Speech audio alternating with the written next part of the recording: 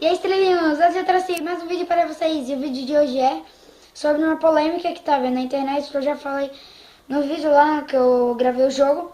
E desculpa pelo outro vídeo ser muito pequeno, porque eu fiz um vídeo muito legal, só que deu um problema, então acabei não conseguindo postar e postei aquele vídeo.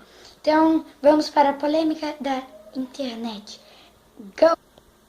Então a polêmica que tá tendo na internet foi do youtuber que cortou a sua placa de 100 mil inscritos. Mano, pra quê?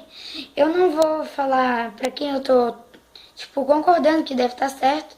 E também sobre o youtuber que falou no vídeo dele que... O Selbit, que falou no vídeo dele que ele não... Que ele foi um cara muito idiota por ter cortado. E aí houve uma... Eles estão brigando muito. E aí, tipo...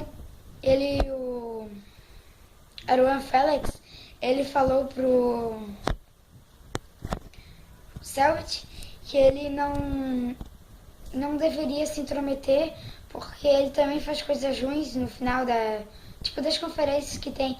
Ele pega e joga fora os presentes que as pessoas dão pra ele. Que ele não deveria se meter porque ele também faz coisas erradas e que ele é um bobo. Tá. Eu vou dar uma minha opinião, que eu acho que o cara não precisava ter cortado a sua placa de 100 mil inscritos e o Selbit também não precisava ter falado o que ele falou. E, mano, tem cara que já cortaram a placa de 1 milhão de inscritos. Um milhão. Que daqui a pouco vão cortar de 10 milhões de inscritos. Que é de diamante. Ela é pequena, né? Mas, tipo, é de diamante. E então vamos continuar. Eu quero que vocês deixem aí no comentário para quem vocês estão torcendo, né? Para quem vocês estão concordando, se é pro Selbit ou pro Aruan Felix. Aí vocês escrevam hashtag Selbit ou hashtag Aruan Felix. Eu não falei para vocês, mas agora eu criei um Facebook pro canal que se chama Fernando, igual o nome do canal. Vocês vão lá que eu aceito vocês, por enquanto eu não tenho ninguém.